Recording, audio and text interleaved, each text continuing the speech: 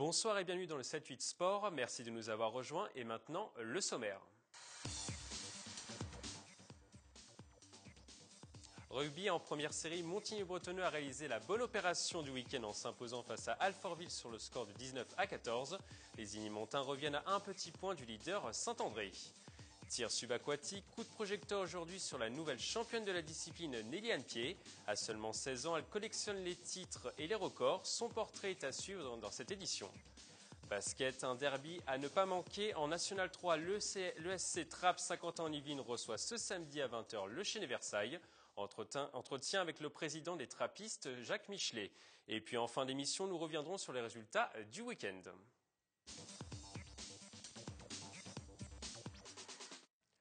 On commence tout de suite par la très belle victoire en rugby de Montigny-le-Bretonneux sur le terrain face à Alfortville 19-14.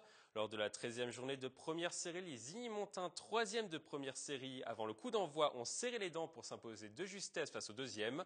Le montage est signé Romain Ruspini.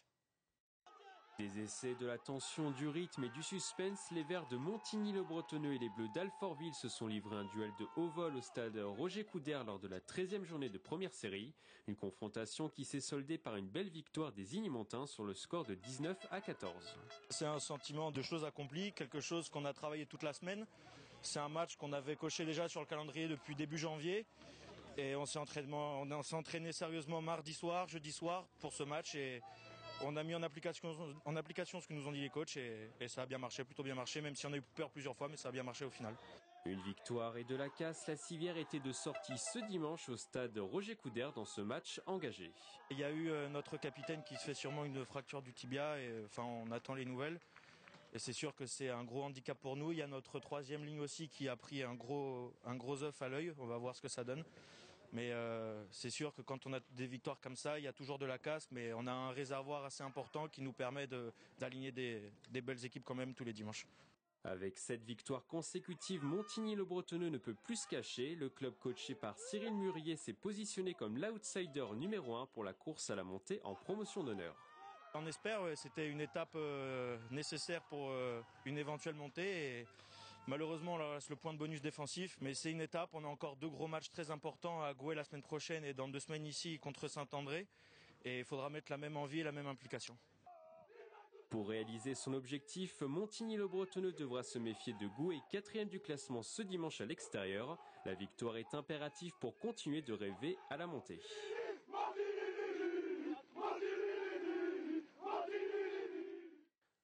Alors bonsoir. Alors pour nous parler de cette très belle victoire contre Alfortville, nous recevons donc Cyril Murier, l'entraîneur de l'AS Montigny, et nous recevons également le président de l'AS Montigny, Jacques Moreau. Alors tout d'abord, on a vu que votre capitaine avait été blessé. Est-ce que vous pouvez nous en dire un peu plus ? On sait qu'il y a eu une fracture du tibia, qu'il a été opéré cette nuit. Maintenant, on attend plutôt demain pour prendre des contacts. On le laisse un peu émerger et se refaire un peu de morale et une santé. Alors revenons au match. Vous avez donc remporté cette victoire. C'était vraiment important de remporter cette victoire ? Ouais, c'était, disons qu'on depuis 4 mois, 4-5 mois, on travaille et à chaque fois qu'on avait rencontré l'une des deux équipes qui sont à notre niveau, on avait perdu de peu, donc il fallait arriver à en remporter une. Puis ça montre à tout le monde qu'on est sur la bonne voie. Maintenant, on s'accroche et on va essayer de battre Saint-André dans 15 jours. Encore plus contre l'un des prétendants également à la montée. Tout à fait. Ouais. L'objectif de début de saison n'était pas forcément la montée, mais on est là, on est derrière, on lâche rien et si ça doit venir, on le prendra avec plaisir. Et c'est également aussi une bonne opération parce que Saint-André a perdu également sur le terrain de Crépinois, 11-5. Effectivement, oui, c'est un bon dimanche pour nous. Si on accepte la blessure de notre capitaine Geoffrey Agnier, on est maintenant tout près des 2 premiers, on est à 1 point. Ce n'était pas l'objectif, comme disait Cyril, mais si on doit le prendre, on va le prendre. Oui. Et donc c'est également une victoire de plus à domicile. Vous êtes vraiment intraitable à domicile. Intraitable à la maison en tout cas. On fait le parcours sans faute à domicile, nous n'avons que des victoires. C'est la première victoire sans bonus hier, mais donc c'est effectivement un parcours remarquable. Et puis on a bien l'intention de continuer. Il doit nous rester 2 matchs à la maison. Et comment expliquer justement on va dire, ces victoires à domicile, parce que vous avez quand même gagné 55-0 contre Paris-Blanc-Ménil, 46-5 contre Chelles, ou encore 45-5 contre Noyonnais. Comment expliquez-vous ces résultats? Les scores fleuves, disons qu'on essaye de mettre un jeu en place où le ballon circule beaucoup. Donc, contre des équipes qui sont amenées à défendre, à plus se déplacer qu'ils ont l'habitude, ils compensent les espaces, puis arrivé en fin de match, ça craque. Donc voilà. Nous, notre difficulté, c'est de pouvoir lutter sur des packs beaucoup plus lourds que nous. On a besoin de dynamisme. Et voilà, donc en ce moment, les terrains sont un peu boueux, donc c'est un peu plus dur, mais je pense que les joueurs adhèrent à ce qu'on leur propose. On leur a donné comme petit challenge de rester invaincu à domicile, et ça leur plaît bien. Et ça fédère pas mal. Et donc vous êtes arrivé à l'intersaison de Chevreuse. Vous avez apporté votre philosophie de jeu? L'objectif, c'est vraiment de marquer des points. Je ne sais pas si on peut parler de philosophie de jeu. Je pense que déjà le club de Montigny, de Chevreuse, en termes de jeu, de circulation de ballon, circulation des joueurs, se rejoint beaucoup. Voilà, j'ai peut-être un petit peu plus d'expérience par rapport à comment diriger, se donner des objectifs sur une saison. Et qu'est-ce qui fait la différence cette année, justement, par rapport à l'année dernière, selon vous? Je ne peux pas trop répondre, étant donné que l'année dernière, je ne sais pas comment ça travaillait. Je pense que déjà Montigny, dans la région, commence à avoir une petite réputation au niveau de son école de rugby, au niveau des résultats de ses joueurs, mais on n'arrivait pas à valider ce travail-là au niveau des seniors. Donc on est venu avec Guy Begré également et proposer peut-être un peu plus de rigueur, peut-être on arrive à se projeter un peu plus long terme. Et on met les ingrédients qu'il faut petit à petit et voilà, ça marche. Je crois qu'on récupère aussi le résultat des éducateurs illimontains. Et on ressent aussi une véritable maîtrise aussi dans vos matchs? Alors, actuellement, oui, effectivement, je pense qu'on a franchi un cap parce que la maîtrise est là. Les débuts de match sont très bons. Déjà, y compris dimanche dernier. C'est certainement un des grands progrès par rapport à la saison dernière, c'est la maîtrise constatée et l'absence de frissons des supporters dans la plupart des matchs. Mais hier, quand même, il y a eu quelques frissons. Vous avez également aussi des joueurs qui font la différence. Je pense à William Bill Price, l'anglais de 19 ans. Il marque quasiment à chaque match. C'est lui également qui fait la différence? Le profil de l'équipe, c'est qu'on a William, on a Julien Mamère et Corentin Bourdon, notre fond de terrain, deux alliés et l'arrière, qui vont très très vite. Donc on essaye de resserrer les défenses pour projeter le ballon dans ces espaces-là et utiliser leur vitesse, ouais, tout à fait. Et il y a des joueurs sur lesquels vous vous appuyez justement pour construire ces victoires? Forcément, quand on construit une équipe, on a notre épine dorsale. Et là, en début de saison, on perd notre numéro 8. Étienne Moreau, et là on perd notre numéro 12 et capitaine. Donc ça va pas faire trop justement? Ça va faire partie de l'apprentissage, il faut apprendre à jouer sans eux et on va y arriver. Les garçons vont prendre des responsabilités qu'ils n'avaient pas à prendre et ça va les faire grandir également. Et vous pouvez rappeler brièvement les objectifs justement de Montigny cette saison? C'est la montée? Vous l'affichez clairement? Non, on n'affiche pas clairement.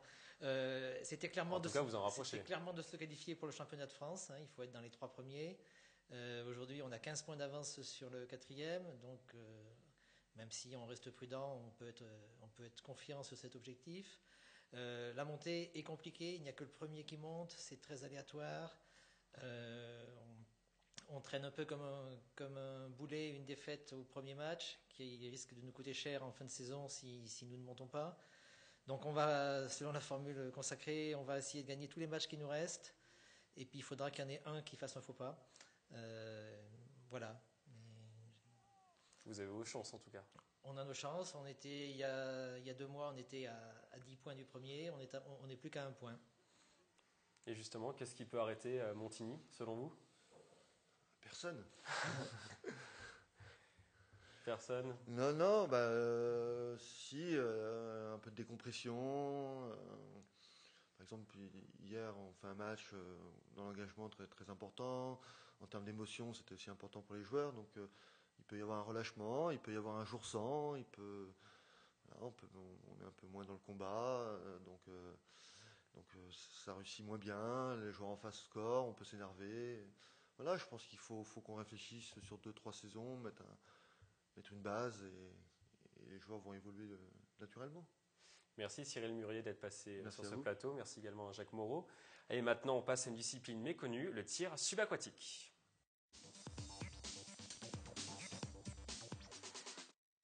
Nous partons aujourd'hui à la découverte d'une future championne Nelly-Anne Pied. La sportive âgée de 16 ans pratique le tir subaquatique au clé-sous-bois, une discipline qui allie l'apnée et le tir. William L pour les images. On la surnomme la sirène des bassins. Du haut de ses 16 ans, Nelly-Anne Pied est l'un des plus grands espoirs français du tir subaquatique. Un sport qui se pratique en apnée dans une piscine avec une arbalète sous-marine et des cibles. La jeune tireuse licenciée à la Palme Plaisiroise au Clé-sous-Bois a plongé dans cette discipline dès l'âge de 14 ans. Je faisais de la plongée avant et donc pour passer le niveau 2, il fallait que j'attende d'être plus âgée et on m'a proposé de tester le tir sur cible. Donc j'ai accepté, j'ai fait une séance d'essai comme ça et j'ai accroché, ça m'a plu et donc du coup après j'ai continué. Championne de France en 2014, recordman de la discipline dans l'épreuve du biathlon la même année, Nelly-Anne collectionne les titres et les records dans l'Hexagone, une domination qu'elle confirme compétition après compétition. Sur le plan des compétitions, c'est la meilleure. Elle a les records de France, elle est championne de France, toutes catégories. Elle a même battu un record de France qui est meilleur que celui des seniors. Et elle est vraiment au top niveau. Ouais. Pour continuer à s'améliorer, la sportive devrait rester dans son club formateur La Palme Plaisiroise, une structure qui lui permet de s'épanouir pleinement. Aux entraînements, déjà il y a les champions de France, donc voilà, chacun va apporter son petit plus, sa technique, qu'est-ce qu'il utilise, dire par exemple des petits détails qui vont tout changer. On s'entraîne justement à faire des départs, à repartir plus vite sous l'eau, plein de choses comme ça, plein de petits détails qui font qu'on va aller plus vite, mais en même temps réussir à bien gérer, surtout le stress aux compètes, mais en même temps à réussir à bien tirer précisément. Prochain objectif pour la tireuse Nelly-Anne Pied, confirmer son potentiel dans les catégories seniors et viser l'équipe de France. On passe maintenant au basket. Gros plan aujourd'hui sur le club de Trappes. Alors nous recevons ce soir Jacques Michelet, président de l'ESC Trappes. Bonsoir. Bonsoir. Et Mostafa Maïdi, ailier de l'ESC Trappes également. Bonsoir. Alors, c'est l'un des derbys les plus bouillonnants des Yvelines en National 3. Donc, l'ESC Trappes 50 ans Yvelines reçoit ce samedi à 20h le Chénet-Versailles pour le compte de la 15e journée. La rencontre est programmée au gymnase Paul Maillet. Alors, Trappes a facilement remporté le match aller, 82-65. Vous vous attendez à un scénario similaire ? On espère, mais avec bien sûr l'incertitude du sport, mais on espère quand même. Et quelles sont les forces justement et les faiblesses du Chénet-Versailles ? Je crois que le Chénet-Versailles, c'est une équipe en recomposition cette année et qui présente effectivement quelques faiblesses. Peut-être un banc également un peu juste, mais nous avons le même problème. Et quelles sont justement les recettes selon vous pour remporter la victoire ? Il faut seulement qu'on vienne, on joue dur et après on joue comme une équipe. Après, je crois qu'on va gagner le match. D'accord. On sait que Trappes mise beaucoup sur les rebonds. Oui, surtout parce qu'on a un peu des joueurs avec plus de taille et on sont un peu plus encore physique qu'eux. Donc on doit bien être à l'avantage en fait. Et la défense également. Et l'entraîneur, en tout cas Mostafa El Afidi, veut vraiment miser sur la défense chaque match. Oui, exactement. Il veut bien qu'on joue dur et souvent on fait un peu des anciennes erreurs, mais après on le rectifie à l'entraînement et là on sera prêt pour le match prochain. Et au niveau de la taille, vous avez de la taille dans l'équipe ? Oui, on a la taille, on a Demi qui fait 2m3, on a Yann qui fait 1m98, presque 2 mètres. On a aussi Lévi qui fait 2m2, ils sont trop physiques dedans et dehors. Puis encore on a des meneurs aussi qui sont très physiques, comme Freddy, comme Rudy, des trucs comme ça. Donc je crois que ça va bien aller en fait. Et donc la taille, ça sera peut-être la clé du match. La clé du match, en fait. En plus, on sait que le Chenet-Versailles a des joueurs un peu plus petits, un peu exactement. plus mobiles, par exemple. Exactement. Ça sera ça vraiment la clé du match. Et en plus encore, le plus important, c'est qu'on joue en coéquipier. Comme équipe. Ouais, on ne veut pas jouer, on veut jouer comme équipe. Et comment prépare-t-on justement un derby comme celui contre le Chenet? Ça se passe comment? Eh bien, je dirais comme tous les autres matchs, pas de pression spéciale. Comme vient de dire Mostafa, c'est des entraînements sérieux. C'est surtout la sérénité dans les têtes, la qualité du groupe. Ça, ce sont de très gros progrès qu'on a réalisés, notamment par rapport à l'année dernière où nous avions eu quelques problèmes à cet égard. Voilà un petit peu, je dirais, ce qu'est la préparation d'un match comme celui-là, comme tous les autres en fait. Oui, c'est classique, c'est classique. Ouais, une préparation classique. Absolument. Et justement, vous à l'entraînement, ça se passe comment? L'entraîneur vous motive encore un peu plus ou la motivation elle vient naturellement? En fait, c'est tous les deux en fait, parce que on a besoin que souvent l'entraîneur nous pousse un peu plus au bout. Et en plus encore, en joueur, nous poussons pour bien progresser pendant la saison en plus. Parce qu'on ne veut pas, on veut toujours continuer à progresser. Et comme équipe, on se pousse, l'entraîneur nous pousse et les joueurs se poussent entre nous en fait. Donc c'est une bonne équipe. Et vous sentez vraiment un engouement autour de cette rencontre? Oui, bien sûr, un derby, c'est toujours quelque chose d'un peu spécial. Mais ce qui est notre objectif, en fait, c'est bien de confirmer, premièrement, notre place en National 3, bien sûr. Nous avions eu de gros problèmes de blessures en début d'année qui nous ont très, très fortement handicapés. Et ce qui fait que, même encore aujourd'hui, on manque de bancs. Donc nous avons intégré des jeunes joueurs qui n'étaient pas prévus du tout pour jouer en national et qui de ce fait ont progressé également terriblement. Je trouve que les progrès enregistrés par ces jeunes joueurs nouveaux en national sont tout à fait encourageants. Et donc vous êtes actuellement 8e du classement de National 3. Justement, les objectifs, c'est d'aller plus haut? Cette année, ça va être bien sûr de confirmer notre place, mais c'est en fait déjà, on peut dire, la préparation de la saison prochaine. La préparation de la saison prochaine, ça signifie que, bien sûr, il y a le gain des matchs, mais il y a surtout la cohésion d'équipe, il y a la progression technique de tous les joueurs, la cohésion collective également qui est à confirmer, de façon à ce que, en intersaison, les départs et les arrivées ne soient pas des éléments de déstabilisation, mais bien de renforcement immédiat pour l'année prochaine. Et je crois qu'on est bien parti. Justement, la victoire de samedi est indispensable? Oui, bien sûr. Ça permettra de relancer complètement le championnat pour Trappes? Non, ça nous permettra de confirmer notre place en National 3 pour l'année prochaine. Et il faudra aussi compter sur une belle ambiance au gymnase Paul Maillet. Oui, sûr, ça c'est sûr. Donc vous invitez le public à venir nombreux vous soutenir? Oui, les amis, la famille, tout le monde. Donc, je crois que ça sera oui, c'est toujours un beau spectacle, je crois, nos matchs à Maillet, parce que il y a d'abord un fond de public fidèle, au travers de toutes les vicissitudes ou les points forts que nous avons pu avoir. Ouais. Il y a un fond de public toujours fidèle, mais bien sûr, nous en appelons à un public de toujours plus large et on espère bien que ça va être le cas. On espère une victoire pour vous en tout cas. Ouais. Alors merci beaucoup Jacques Michelet d'être passé sur ce plateau. Merci également à Mostafa Maïdi. Merci. Donc bon courage pour samedi. Tout de suite les autres résultats du week-end.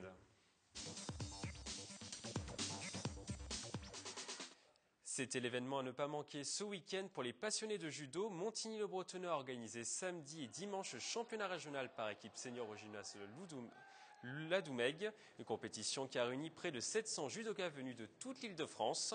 Dans la catégorie des seniors féminines par équipe, Montigny-le-Bretonneux se classe 3e derrière le CO de Sartrouville et Poissy. Un rendez-vous important pour l'AS Montigny-le-Bretonneux Judo. On écoute la présidente du club, Fabienne Delair. Oui, c'est important pour nous parce qu'on essaye de donner une nouvelle dynamique à notre club et puis d'investir un peu plus nos jeunes. Et c'est une compétition organisée par la Ligue et nous offrons nos infrastructures avec la participation de la mairie et puis donc tout le bénévolat du club. En rugby, plaisir n'y arrive toujours pas en Fédéral 2. Les Yvelinois se sont inclinés sur le terrain de Rouen sur le score de 28-10. Une nouvelle défaite qui rapproche un peu plus plaisir de la descente. Les joueurs de Thierry Lamandé pointent actuellement à la 9e place du classement avec 10 défaites en 12 matchs. En football féminin, en division d'honneur, la montée devient de plus en plus inaccessible pour Montigny-le-Bretonneux. Les joueuses de Jean-Dany Grosset se sont inclinées à domicile face à l'équipe 2 de Juvisy. Score final 2-1 pour les Essonniennes. Montigny reste à la 3e place du classement à 8 points du leader Saint-Denis. En promotion d'honneur, Voisin-le-Bretonneux n'a fait qu'une bouchée de l'Académie 77. Les Vicinois se sont très facilement imposés à l'extérieur comme vous pouvez le voir à l'écran. Du côté du classement, Voisin reprend la 3e place du championnat. Poissy toujours leader avec de l'avance. C'est la fin de ce 7-8 Sport. Merci à vous de l'avoir suivi. Très bonne soirée sur TV Fil 78.